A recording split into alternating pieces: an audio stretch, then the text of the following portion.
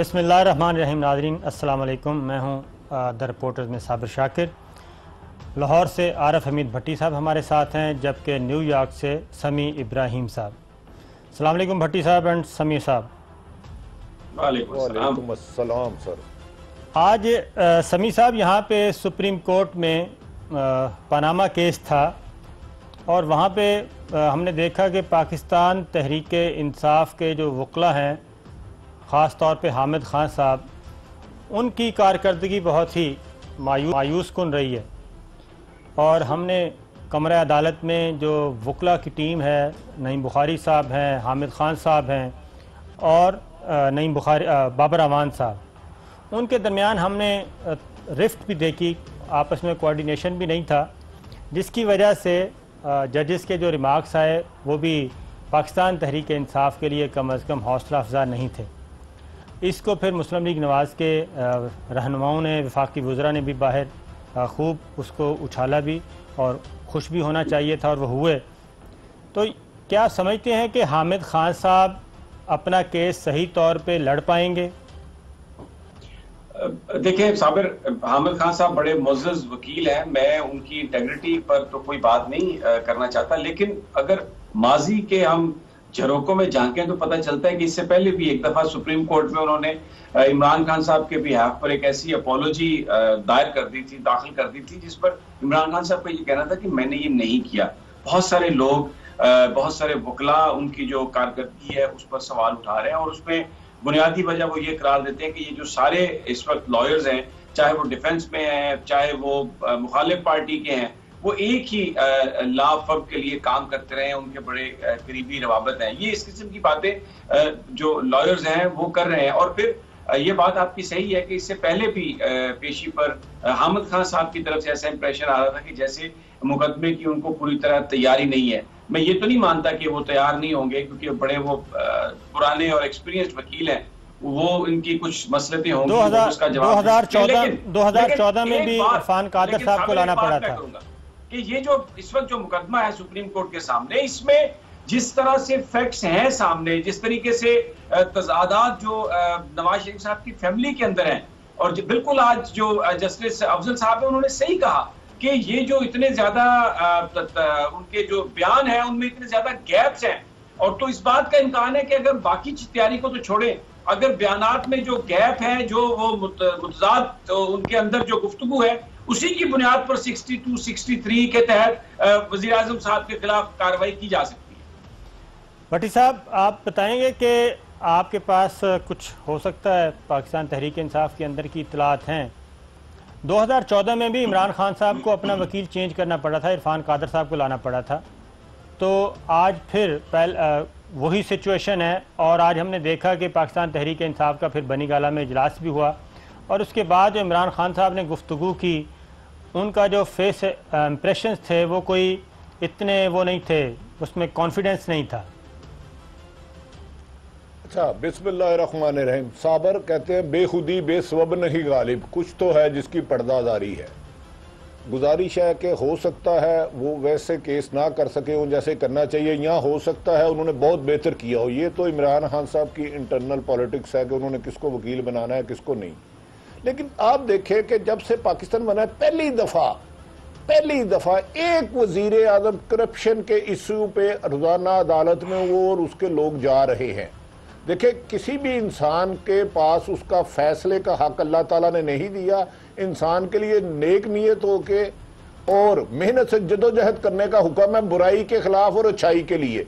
इमरान खान को ये क्रेडिट दे कि वो प्राइम मिनिस्टर ऑफ पाकिस्तान, जिसने कई चीफ ऑफ आर्मी स्टाफ को भगा दिया, कि जिन्होंने एक चीफ जस्टिस ऑफ पाकिस्तान पे अटैक करा दिया, जो तीसरी बार आए और उनको मजबूर कर दिया कि अदालत में आकर वो जवाब दें कि करप्शन के केस में उन्होंने करनी है। हमेशा जब केस चलते हैं, आपने भी हाई कोर्ट की है, बहस मुबासे बहुत ज्यादा होते हैं। वकला साहब दोनों वकला अपनी अपनी जमात के लिए, अपने अपने क्लाइंट के लिए अच्छी गुफ्तगू करने की कोशिश करते हैं, लेकिन ये केस गुफ्तगू से ज्यादा हकायक सामने आ चुके हैं। इतना सिंपल केस है कि प्राइम मिनिस्टर साहब ने खुद असेंबली में जहां अल्लाह का नाम लेकर असम्बली की आगाज होता है वहां जिक्र किया कि मैंने बेच के फलां जद्दे और वहां जगह खरीदी। हमजा साहब ने भी इसी तरह के इरशादात फरमाए। उसके बाद अब कोर्ट को फैक्ट्स नजर आ रहा है, उन्होंने दोनों वकला की सुननी है, उनकी जिम्मेदारी है, वो अच्छा बोले वो बुरा बोले, लेकिन हकायक मसख नहीं हो सकते। मेरा ख्याल है अब ये पाकिस्तान में पता नहीं तारीख दोहराई जाएगी या तारीख बनाई जाएगी। अगर एक फैसला ये हो गया तो याद रख लें पाकिस्तान को काफ़ी हद तक करप्शन की दलदल से निकलने में मदद मिलेगी। इस केस की समाअत 29 नवंबर तक मुलतवी की गई है। इसे आप इत्तफाक कहें या हुस्न इत्तफाक या ये बाई चांस है, ये अभी इस बारे में हम कुछ नहीं कहेंगे। मेरा ख्याल है इत्तफाक ही होगा। 29 नवंबर को कमान भी चेंज होनी है या राहील शरीफ साहब के पास ही रहेगी, इस बात का भी अभी फैसला होना बाकी है। हुस्न इत्तफाक है, इत्तफाक नहीं है। और साबिर और आप भी जानते हैं बड़े शरारती हैं, मुझसे ज्यादा वेल फहाम है। हुस्न इत्तफाक नहीं है, इत्तफाक है। और इत्तफाक में बरकत होती थी, और इत्तफाक फाउंड्री भी इसलिए बनी कि उसमें बरकत थी। बरकत यहाँ हुई, लाहौर से जद्दे गई बरकत, जो जद्दे से दुबई गई, दुबई से कतर गई, कतर से लंदन गई, लंदन से अमेरिका गई, और इसी तरह बरकत फैलती जा रही है। बरकत में बड़ी सुकून होता है। लेकिन तहमीना दुरानी के 12 दिन की डेट दी, और 30 दिसंबर को याद रख ले चीफ जस्टिस ऑफ पाकिस्तान मोहतरम की रिटायरमेंट भी हो रही है। ये डिसीजन होना है दिसंबर में, अगर होना है, नहीं होना तो फिर कौन जीता है तेरी जुल्फ के सर होने तक। लेकिन जब तहमीना दुरानी के जो ट्वीट्स आए हैं उसके बाद लगता नहीं है कि इत्तफाक में बरकत और इत्तफाक में इत्तेहाद रह गया है, क्योंकि वो उन्होंने कहा है कि अगर वो अपार्टमेंट्स अब्बा जी के होते तो फिर उसमें अब्बास शरीफ साहब और शहबाज शरीफ साहब को भी विरासत मिलनी थी। लगता है कि वो उनके नहीं थे। उन्होंने बिटवीन द लाइंस ये बात कह दी है कि ये अपार्टमेंट्स पहले दिन थे मियाँ नवाज शरीफ साहब के पास थे। अच्छा, इस 14 तारीख को साबर 14 तारीख को तारिक शफी साहब मदीने चले गए हैं। आप टेलीफोन पर लें उन्हें और उन्हें ऑन ऑथ बताएं कि क्या कमिटमेंट करके आपसे कागज पे साइन कराए गए हैं। इस वक्त वो मदीना शरीफ में है, वहां से उन्होंने लंदन चले जाना है। उन्हें टेलीफोन पे किसी तरीके से ले लें, और उन्होंने भी यही फरमाया था कि मैं कोर्ट में गलत बयानी नहीं करूंगा। लिहाजा मैंने गुजारिश ये की है ना, जैसे आपने फरमाया कि तमीना साहबा का ये बयान आया, हकायक सबके इल्म में है। ये इनके कारोबारी बिजनेस कब खत्म हुआ, कब सब भाई अलग हो गए। अगर दादे की प्रॉपर्टी होती तो भाइयों को जाती। मियाँ साहब के बेटे शहबाज शरीफ साहब भी थे, अब्बास शरीफ साहब भी थे, और उसके बाद खुद मोहतरम मियाँ नवाज शरीफ मुकल्लम खुद साहबजादे थे। तो वो कॉमन सेंस नजर आ रही है कि एक बेटे को ही सारी प्रॉपर्टी क्यों दे देनी, जबकि तारिक शफी ने लिख के दिया हर कोई, तो बात होगी। तो समी साहब ये बताएं कि वफाकी दारुल हुकूमत इस्लामाबाद और रावलपिंडी के दरमियान काफ़ी अरसे से ट्रैफिक रुकी हुई थी, काफ़ी रुकावटें रवानी दवानी नहीं थी, लेकिन हमने कल से देखा है कि पिंडी और इस्लामाबाद के दरमियान ट्रैफिक भी रवा दवा है और लोगों की आमदोरफ्त का सिलसिला शुरू हो गया है। इसको आप किस तरीके से देखते हैं? देखिए साबिर, दो चीज़ें हैं। पहले तो मैं जो आपने आगाज में बात कही थी वकला की परफॉर्मेंस, ये इमरान खान साहब को देखना चाहिए। ये बहुत इंपॉर्टेंट है, इसमें कोई शक नहीं कि बहुत सारे शवाहिद अदालत के सामने, लेकिन अदालतों में मुकदमात वकला के दलाइल की बुनियाद पर और जो सबूत आप देते हैं उसकी बुनियाद पर जीते जाते हैं या हारे जाते हैं। तो इसलिए ये निहायत अहम है कि तहरीक इंसाफ के जो वकील हैं वो इस मुकदमे को सही अंदाज में लड़ें। और ये इमरान खान साहब को देखने की जरूरत है कि अगर मजीद कोई इजाफा करना चाहते हैं अपनी लीगल टीम में तो करना चाहिए, क्योंकि पाकिस्तानियों के लिए ये पहला मौका है कि इस तरह एक बड़ा high profile corruption case supreme court के सामने है, और एक ऐसा केस है आम आदमी भी समझता है कि इसमें शायद नवाज शरीफ साहब बुरी तरह फंस चुके हैं। इस मुकदमे में पिंडी और इस्लामाबाद के दरमियान ट्रैफिक है, मैं इस पर अगर मुझे इजाजत दे दें। देखिए बात यह है कि पाकिस्तान की फौज ने हमेशा कम से कम जो गुज़श्ता, नहीं मैंने फौज की तो बात ही नहीं की समी साहब, मैंने तो ट्रैफिक की बात की है। नहीं, आप ट्रैफिक को कोई आप रक्षों की ट्रैफिक की बात तो नहीं ना कर रहे हैं। आप ट्रैफिक की बात यही कर रहे हैं कि जो ताल्लुकात हैं पिंडी और इस्लामाबाद में, उससे मुराद यही ली जाती है कि ये आप सिविल और फौज के ताल्लुकात के दरमियान की बात कर रहे हैं। बिल्कुल उसी तरह जब नवाज शरीफ साहब ये कहते हैं कि वो पिंडी का सियासतदान, तो उसका मतलब ये होता है कि वो पॉलिटिशियन जो GHQ की मदद से, जिसको वो समझते हैं कि वो उनका नुमाइंदा है। तो देखिए पाकिस्तान की फौज ने अभी तक साबिर गुज़श्ता 9 सालों में सिविल, चाहे वो जरदारी साहब की गवर्नमेंट थी चाहे वो नवाज शरीफ साहब की गवर्नमेंट है, इसको डीरेल करने की कोशिश नहीं की, निजाम को डीरेल करने की कोशिश नहीं की। हाँ, पीपल्स पार्टी ने भी और मुस्लिम लीग नून ने भी अपनी नाअहली को छुपाने के लिए, अपनी करप्शन को छुपाने के लिए तासुर ये दिया है कि ये जो सारी प्रॉब्लम्स हमें आ रही हैं इसके पीछे पाकिस्तान की फौज है, इसके पीछे पाकिस्तान की एजेंसीज हैं। और इस तासुर को, इस बयानिए को बनाने के लिए कभी उन्होंने सिरिल अलमेडा को यूज किया है, कभी वो जियो और जंग को यूज करते हैं, कभी वो मुजीबुर रहमान शामी साहब की सदारत में पाकिस्तान प्रेस काउंसिल का इजलास बुलवा के इस सारे मुकदमे को फौज वर्सेस सहाफी बनाने की कोशिश करते हैं। मकसद सिर्फ ये है धूल उड़ाई जाए। पाकिस्तान की फौज ने पाकिस्तान की सिविल हुकूमत को भरपूर इमदाद फराहम की है, इसलिए कि इस वक्त दुश्मन बड़ी घात लगा के बैठे हुए हैं। कश्मीर में जो जुल्म हो रहा है, सी पैक की वजह से इंडिया और अमेरिका जो पाकिस्तान के खिलाफ साजिशें कर रहा है, लेकिन समी साहब मेरा ख्याल है साबर साहब ये कह रहे थे, क्या आप समझते हैं पिंडी से इस्लामाबाद जाते हुए काफी कंटेनर बीच में नहीं आ गए हुए? मुझे लग रहा है कि कंटेनर कहीं ना कहीं खड़े हैं। समी साहब एक मिनट, यही बात कर रही है। समी साहब सुने, मैं यही बात कह रहा हूं, आप एक मिनट होल्ड कीजिए। जुबैर साहब वफाकी वजीर वो जो बयानिया पेश कर रहे हैं वो तो बिल्कुल अपोजिट है। मैं उनका ज़रा शॉर्ट सुनवाता हूँ आपको, वो सुने और उसके बाद देखें कि हकूमती वज़रा जो हैं वो क्या कह रहे हैं। But clearly today, as it has been for the last several decades, there is a civil-military imbalance in Pakistan. Reality is that there is an imbalance, and then that imbalance creates friction. Understanding military as a great institution, it is a great institution, it is the most disciplined institution, but it has to also understand that everything has to come under the civilian supremacy. अच्छा, ये तो आपने जुबैर साहब का सुना। आज जो joint press conference हुई वज़ीर आज़म साहब की और तैयब अर्दगान साहब की, उसमें भी ख़ास तौर पे मियाँ साहब ने, हमारे वज़ीर आज़म ने ख़ास तौर पे जो तुर्की में बगावत नाकाम हुई थी उस पर बहुत ज़्यादा पेश किया खराज तहसीन और खराज अकीदत तुर्की के अवाम को। तो ये आप क्या देख रहे हैं कि आप कहते हैं, मैं वही बात कह रहा था कि हम तो ये समझते हैं कि कहा भी जाता है कि कोई नहीं है दरमियान में, इतना ज़्यादा गैप नहीं है और रवानी हो रही है, ट्रैफिक बहाल हो रही है। और कल हमने देखा फ़ौजी मशकों में भी वज़ीर आज़म जनरल राहील शरीफ साहब से बहुत खुशगपियों में मसरूफ़ थे। बहुत अरसे के बाद हमने वज़ीर आज़म के चेहरे पे मुस्कुराहट देखी।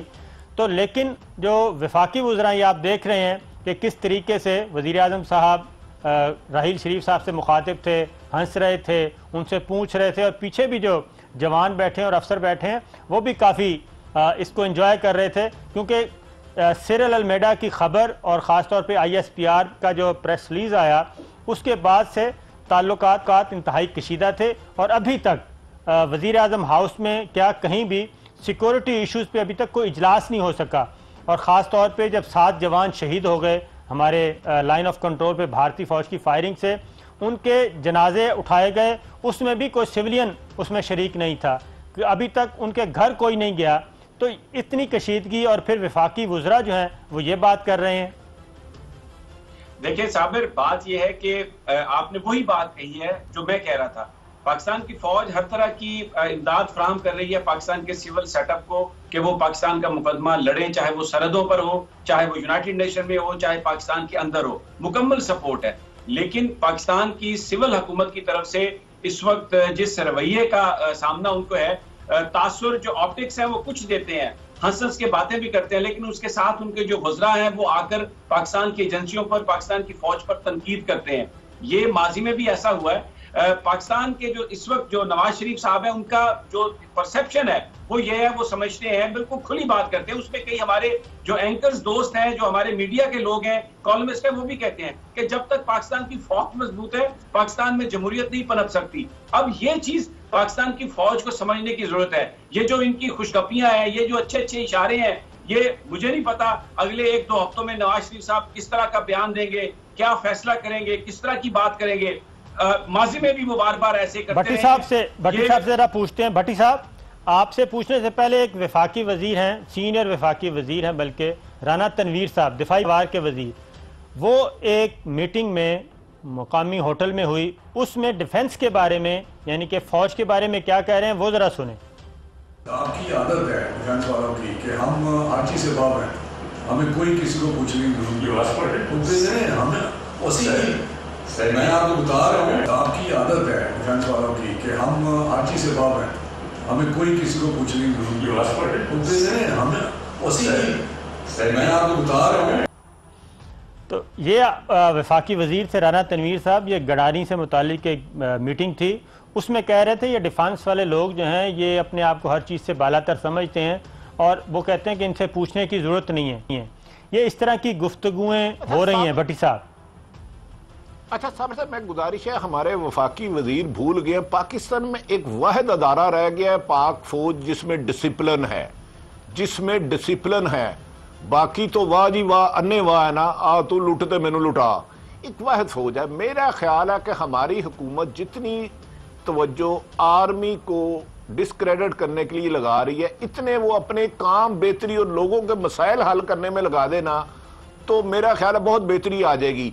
अभी जो आपने मियाँ साहब का और मोहतरम चीफ ऑफ आर्मी स्टाफ साहब मोहतरम का सराया, मुझे लगता है वो पंजाबी अताउल्ला ईसा हेलवी आपका दोस्त कहता कि वो पिंडी ते पिशोर पे जाना में इस्लामाबाद दूरते नहीं, क्योंकि सुना है कि इस्लामाबाद और पिंडी के फासलों को बैरियर को पीछे करने के लिए कुछ ताकतें आगे पीछे हो रही हैं। अब क्या रिजल्ट आता है ये 10-12 दिन की बात है, ज़्यादा फिक्र की ज़रूरत नहीं, लेकिन मेरा ख्याल है अपनी फ़ौज को ज़ेर करने का कंसेप्ट दूर कर लें और अपनी कारकर्दगी बेहतर करें, लोगों को डिलीवर करें, जो वादा किए हैं वो पूरे करें। गरीब भट्टी साहब आप कह रहे हैं ना कि बिल्कुल रिजल्ट आने वाला है, लेकिन माजी का ट्रैक अगर आप देख लें तो मैं ये बिल्कुल बड़ा मोहतात अंदाज में ये अर्ज कर रहा हूँ कि पंजाबी में कहते हैं कि खबी दिखा के सजी मारना।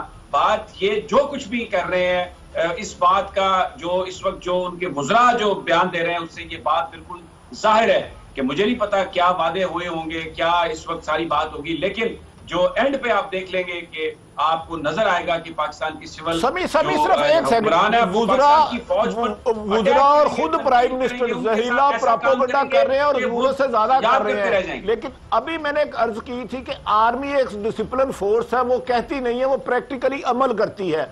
गुजरा भूल गए हैं कि उनके पास माइक आ जाता है, टीवी आ जाता है, अखबारात आ जाते हैं और वो अपनी फौज पर जहर उगलते हैं। फौज कभी हुकूमतों के खिलाफ बयानात नहीं देती, ना उन्हें देने चाहिए, ना उनके काम है। लेकिन यकीनी बात है जब सरहदों को अंदरूनी और बैरूनी खतरात मंडला रहे हो तो किसी ना किसी ने तो इस मुल्क को बचाने के लिए अपना हक अदा करना है ना। चंद खानदानों के लिए हमने इंडिया को गिरवी तो नहीं ना खुदा ना खास्ता पाकिस्तान देना। समी साहब इस वक्त ब्रेक ले लें, जरा थोड़ा सा पैसे इकट्ठे कर लें, है इजाजत? तो अभी वक्फे के बाद हम देखेंगे कि सज्जी दिखा के खब्बी कौन मारता है 29 नवंबर को। ब्रेक लेते हैं, ब्रेक के बाद गुफ्तगू करेंगे।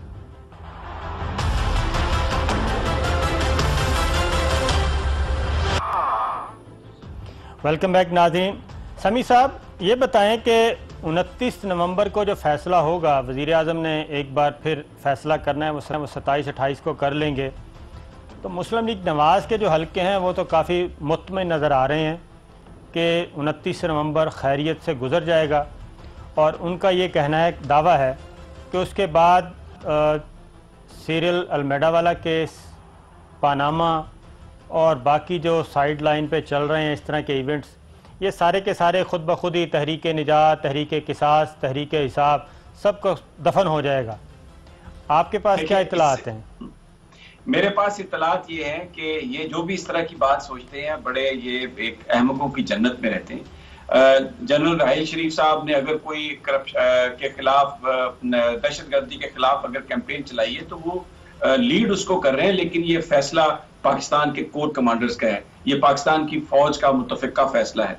और अगर राहिल शरीफ साहब रहें 29 तारीख को या चले जाएं, बाकी जो लोग हैं अगर राहिल साहब चले जाते हैं तो बाकी जो जर्नैल हैं, इसका क्या मतलब है कि वो फिर 180 डिग्री उनके जो रवैया उनमें तब्दीली आ जाएगी। क्या पाकिस्तान के जो सियासतदान हैं तासुर देने की कोशिश कर रहे हैं पाकिस्तान के जर्नैलों के बारे में, पाकिस्तान के उन सिपाहियों के बारे में जो पाकिस्तान की हिफाजत के लिए अपनी जानें कुर्बान कर रहे हैं? ये किसी को भी ले आए आर्मी चीफ, किसी को भी घर भेज दे आर्मी चीफ। एक कंसेंसस है पाकिस्तान की आर्मी में कि एक तो सीनियरिटी का जो रूल है उसके खिलाफ अगर कुछ किया गया उसको वो तस्लीम नहीं करेंगे। अगर इसको एक शहंशाहियत की तरह चलाने की कोशिश की गई, इस इदारे को खराब करने की कोशिश की गई, उसको वो नहीं तस्लीम करेंगे। कोई भी आए, कोई भी जाए, करप्शन के खिलाफ जो इस वक्त मूवमेंट है, चाहे वो इमरान खान की है या भले उसके पीछे कोई पाकिस्तान के इदारे भी हैं, वो खत्म नहीं होने वाली, वो इसी तरह चलती रहेगी। 29 नवंबर को जो मसले हैं, 29 दिसंबर को भी उन्हीं मसाइल का सामना होगा। नवाज शरीफ साहब को अगर वो रहते हैं, अगर अपने अमाल को दुरुस्त नहीं करते, अगर पाकिस्तान में करप्शन के खिलाफ एक ट्रांसपेरेंट कार्रवाई नहीं होती, तो ये मुल्क नहीं बचेगा। इसलिए ये जो सोच है शरीफ खानदान की या उनके साथियों की कि 29 को वो ये हो जाएगा, राहिल शरीफ साहब को एक्सटेंशन दे भी दे, मैं कहता हूं अगर राहिल साहब ही हो चीफ, तो क्या वो समझते हैं कि उसके बाद फिर पाकिस्तान में करप्शन के खिलाफ और दहशतगर्दी के खिलाफ कार्रवाई खत्म होगी? याद रखें ये बात, जिस वक्त इन्होंने हरकत की थी परवेज मुशर्रफ को बरतरफ करने की, उससे पहले इन्होंने उनको chairman joint chief of staff भी लगाया था, इन्होंने ही लगाया था। लेकिन अगर आप पाकिस्तान के बारे में, पाकिस्तान के खिलाफ, पाकिस्तान के आइन के खिलाफ कोई भी काम करेंगे तो पाकिस्तान के इदारे उसको तस्लीम करने वाले नहीं है। भट्टी साहब, समी साहब की बात से आप इत्तेफाक करते हैं? क्या कोई ज़ियाउद्दीन भट्ट काफ़ी दिनों से तलाश किया जा रहा था, मेरी तलाश के मुताबिक भी अभी तक ज़ियाउद्दीन भट्ट कोई ना बनने के लिए तैयार है ना मिला है? मैं शमी साहब से ना इत्तेफाक करता हूँ ना इख्तलाफ करता हूँ, मिली जुली सी बात है। गुजारिश है कि मौजूदा दौर में भी मियाँ साहब को कोई भी टफ टाइम नहीं दिया गया मेरे ख्याल में। लेकिन अगर ज़रब-ए-अज़ब में हज़ारों शहादतें दी गई हैं तो पाक फ़ौज ने इसलिए नहीं दिया कि हुकूमत की मर्जी से उन जवानों के शहीदों का खून रायगा जाए। हाँ, अगर मेरे एक ख्याल है, एक तो फैसला हुकूमत ने करना है, नए चीफ ऑफ आर्मी स्टाफ को एक्सटेंशन 1 साल की देनी है, नहीं देनी 3 साल की देनी है, या अगर नए चीफ ऑफ आ गए NA, तो फिर मैं बताऊं जो सिक्योरिटी लीक है, जो सिक्योरिटी ब्रीच हुआ है, उनके मुल्ज़िमान को सजा जरूर मिलेगी। ये मेरी इतलात है, गलत भी हो सकती हैं, ठीक भी हो सकती हैं। अगर नए चीफ NA आ गए तो वो आर्मी के मोराल को चंद लोगों की ख्वाहिश के बायस शर्मिंदा नहीं होने देंगे और उस कसूरवारों को सजा मिलेगी। आजकल समी साहब, दानियाल अजीज़ साहब हैं, वो बहुत ज़्यादा जो पनामा को बहुत ज़्यादा दिफा कर रहे हैं, हर फोरम पे करते हैं। तो माजी में वो मुस्लिम लीग नवाज़ का हिस्सा रहे, उनके वालिद साहब भी मुस्लिम लीग नवाज़ में थे और उससे पहले जुनेजो लीग में थे। तो मोहम्मद खान जुनेजो साहब के दौर में 2 करप्शन के वाक़यात सामने आए थे, 2 वज़रा के ख़िलाफ़। एक प्रिंस मुहिउद्दीन थे और एक अनवर अजीज़ साहब थे जो कि दानियाल अजीज़ के वालिद थे। इन्वेस्टिगेशन हुई, उसमें वो उनकी करप्शन साबित हुई और उनको बरतरफ कर दिया था मोहम्मद खान जुनेजो साहब उस वक्त के वज़ीर आज़म ने। दानियाल साहब परवेज़ मुशर्रफ साहब के साथ रहे। उस वक्त वो मुस्लिम लीग नवाज़ के बारे में क्या कहते थे, ज़रा एक सुनते हैं कि वो मुस्लिम लीग नवाज़ के बारे में क्या कहते थे कि करप्शन कल्चर को कैसे फ़रोग़ दिया जा रहा है। ज़ीशान साहब ज़रा सुनाइएगा। क्या इन्होंने स्पेशल ऑडिट नहीं करवाए थे TMS के? करोड़ों रुपया दिया था इन्होंने, कोई एक पर्चा काटा उन्होंने? क्या ये संजीदा है करप्शन के बारे में? नहीं है, मैं दावे से कहता हूँ नहीं है। आप देखें एंटी करप्शन का जो इनका दौर है पंजाब में, किसको इन्होंने इस चीज में पकड़ा है? दावे करते जा रहे हैं, उनके पास इंफॉर्मेशन भी आ गई है, इश्तिहार निकाले उन्होंने अखबार में कितने इतने गबन हुए, तो क्यों उनको छूट दे रहे हैं? फिर ना दें, पकड़ें, एक एक को टांगे, समझ आ जाएगी। वो सारे इनके अपने। इसके बाद एक और है कि थाना कल्चर में ये क्या कर रहे हैं मुस्लिम लीग नवाज़ की क़यादत पंजाब में, वो भी शॉर्ट सुने ज़रा। ये है कि जब कहा जाता है कि मॉडल टाउन में 2 प्लॉट ले लो, एक को बेच के दूसरे पे कोठी बना ले, ये रिवाज किसने डाले? ये थानेदार भर्ती करने के, डायरेक्ट वालदार हो, ये सारा कुछ जो है, ये सारा स्टेट का पैसा बांटने का, लुटाने का, ये लोन लेने का सारा जो हमारे जिन पार्टियों का ये जिनकी पैदावार की तारीख ये है, वो आज कह रहे हैं कि जनाब हम बड़े सफेद कपड़े पहन के फिर रहे हैं। ये दानियाल अजीज़ साहब थे। दानियाल अजीज़ साहब पाकिस्तान मुस्लिम लीग काफ का भी हिस्सा रहे। चौधरी परवेज़ इलाही साहब एक किस्सा सुनाते हैं कि वो परवेज़ मुशर्रफ साहब के पास जब जाते थे तो वो कैसे मिलते थे, ज़रा वो भी सुने। दानियाल अजीज़ ऐसी ऐसी बातें करता था कि बाद में सारे हम हंसते थे। अच्छा। कि ये, बल्कि खुद मुशर्रफ साहब भी एम्बैरस होते थे। अब एक दफ़ा इसने ना ऐसे करके ना, वो लाहौर की बात है, तो ऐसे करके ना उनकी वर्दी के ऊपर रुमाल निकाल के ना ऐसे ऐसे। अच्छा। अब मैंने कहा इधर घटा किधर है भाई?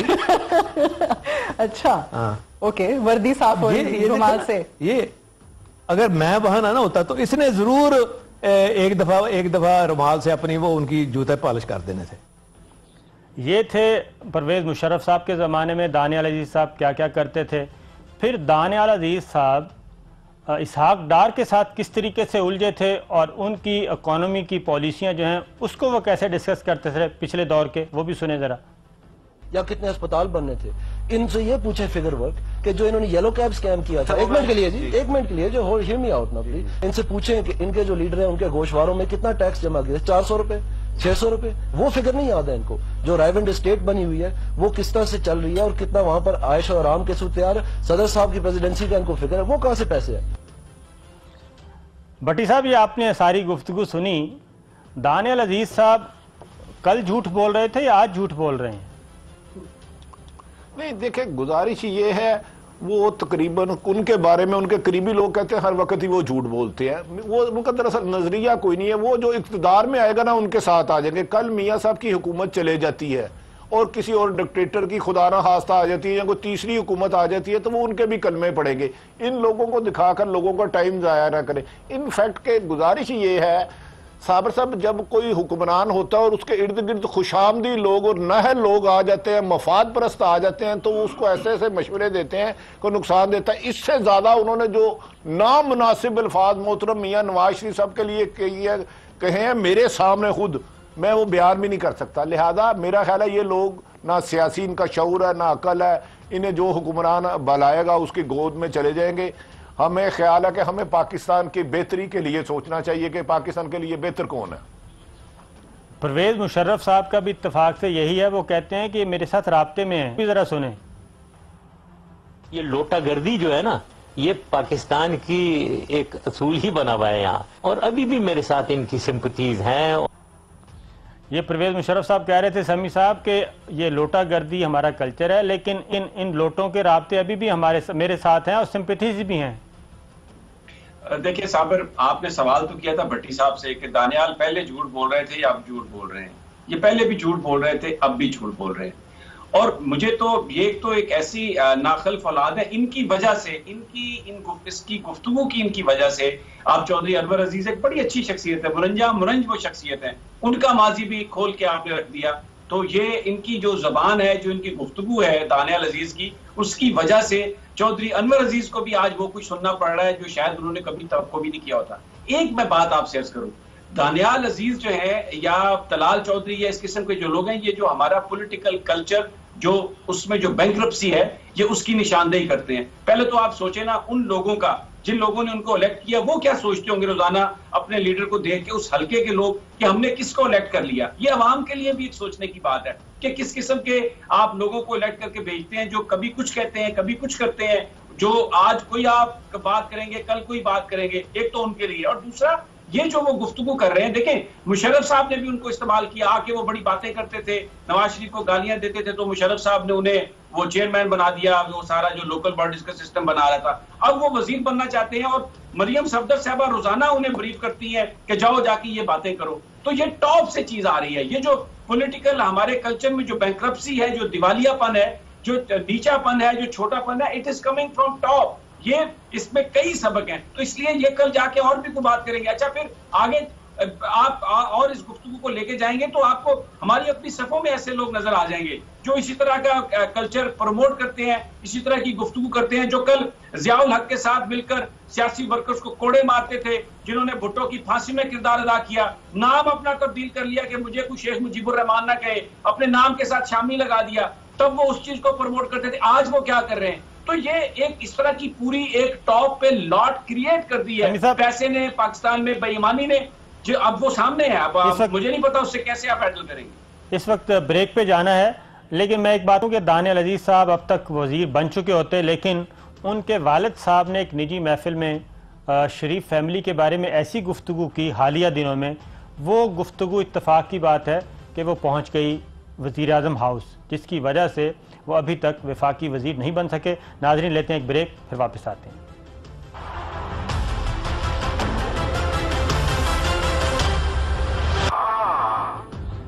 वेलकम बैक नाज़रीन। भट्टी साहब, हमारे पास सिर्फ हैं 2.5 मिनट अभी बताया गया, तो मैं ये पूछना चाह रहा हूँ, अगला हफ्ता बहुत ही इंपॉर्टेंट है। वज़ीर आज़म नवाज शरीफ, मुझे प्लीज आप मेरी बात सुने, आप ये ना पूछें, आप भट्टी साहब से पूछें जो कल मुजीबुर रहमान शामी साहब ने गुफ्तगू की है समी साहब 1 मिनट सारे प्रोग्राम्स के बारे में। ये क्या है, ये क्यों इस तरह की वो बातें कर रहे हैं? भट्टी साहब प्लीज। समी साहब 1 मिनट, उसमें जब आप वापस आ जाएंगे उस पर पूरा एक सेगमेंट करेंगे हम। शामी साहब, आप भी क्यों सेगमेंट करेंगे? आप भी उन्हें बचाने की कोशिश शामी साहब ने जो गुफ्तगू की है वो सारी हम सामने रखेंगे। भट्टी साहब भी अपने नहीं, जवाब मैं देंगे, कर रहा हूं साबर, आप भी with your देंगे, permission। मैं भी दूंगा। ऑनरेबल साबर साहब, ऑनरेबल नंबर एक तो मैंने सुना है मुजीबुर रहमान शामी साहब हमारे सीनियर हैं, बुजुर्ग हैं, काबिल इतराम हैं। उन्होंने फरमाया कि हमने बहुत गलत बात की है। उन्होंने कहा है कि जी एक कमीशन बना लिया जाए। कमीशन नहीं, वो अपने प्रोग्राम में हमें तलब करें या हमें तशरीफ लाएं। मैं ऑन ओथ कहूँगा 25 साल पहले जो मेरी प्रॉपर्टी थी आज कितनी है, मेरे बच्चों के नाम पहले क्या था, मेरे पास कोई दुकान या ग्रीन बेल्ट में पेट्रोल पंप तो नहीं है, मैं कोई housing society Alfalah housing society का अरबों रुपए में पार्टनर तो नहीं हूँ। किस किस जगह मेरे कमर्शियल प्लाट है, किस किस जगह मेरे रिहायशी प्लाट है, किस किस जगह मेरी ज़राई जमीन है, सब कुछ मैं बताऊंगा और वो कौम को दे दी जाए, तकसीम कर दी जाए। इसीलिए मैं ये कह रहा था भट्टी साहब और हमारे लिए वो काबिल इज्जत है। हमने सहाफियों की सैलरी की जरूर बात की जो मैं करता रहूं। मेरी बात तो सुन वो लें। खुद एक दफा परवेज रशीद लाहौर आए तो उनको एक सहाफी ने कहा था कि शामी साहब सैलरी नहीं देते, तो शामी साहब आप हमारे बुजुर्ग हैं, हाँ सहाफत का गंद साफ होने दे जहां भी पड़ा कहीं। मैं आप वही कह रहा हूँ कि उन्होंने काफ़ी बातें की हैं। उन्होंने कमीशन बनाने की भी बात की है कि ARY के मामलात भी रखें, पाकिस्तान के मामलात भी रखें। और नहीं, मैं दावत दे रहा हूँ अपने प्रोग्राम में, मुझे बुलाए, मैं बताता हूँ किसने कहा मेरा भी यही प्रोग्राम है। प्रॉपर्टी है, मैं भी यही चाहता हूँ कि किसकी हांगकांग में प्रॉपर्टी है। मैं भी यही चाहता हूँ कि शामी साहब को हम अपने प्रोग्राम में बुलाएं, शामी साहब को हम अपने प्रोग्राम में बुलाएंगे हमें तलब करें और आपकी मौजूदगी में बातचीत होगी। कैसे खरीदा गया और किसने अखबार खरीदवाया, जेल में उससे कैसे दस्तखत हुए, सारी की सारी कहानी जो है ना वो हम बयान कर देंगे अगर आप हमें साबर साहब इजाजत देंगे। जी आप बताएं, चलें बताएं, अभी हमारा 1 मिनट नहीं अभी नहीं। आप जिस प्रोग्राम की बात कर रहे हैं, जैसे भट्टी साहब ने कहा कि पूरा हर चीज का नितारा होना चाहिए, मैं आपकी बात को इंडोर्स करता हूं। हाँ, मैं यही कह रहा था कि पूरा एक प्रोग्राम रखेंगे, सेगमेंट रखेंगे, आधा घंटा पौना घंटा, जितना भी शामी साहब को भी हम दावत देंगे वो यहाँ पे आए, वो हमारे बुजुर्ग हैं, हमारे सीनियर हैं, जो भी बात होगी वो प्रोग्राम में आमने सामने होगी। मैं सवाल आखिरी वही है, अब टाइम थोड़ा है, कि 29 नवंबर को बहुत अहम फैसला करना है। अगले हफ्ते वज़ीर आज़म के लिए बहुत अहम दिन होगा, और आप भट्टी साहब, आपके ख्याल में क्या वज़ीर आज़म साहब कोई ऐसा फैसला कर पाएंगे जिसके नतीजे में वो एक अच्छी हुकूमत दे सकें और अच्छी क़यादत दे सकें फ़ौज को? अच्छी हुकूमत दे सके ना दे सके, फैसला वो कर चुके हैं। जैसे 3 साल गुजर गए हैं, बाकी ये 13 दिन भी गुजर जाएंगे, फैसला हो चुका है। मैं कुछ नहीं बोलूँगा, बस रहने दें, मुझे रोक लें प्लीज।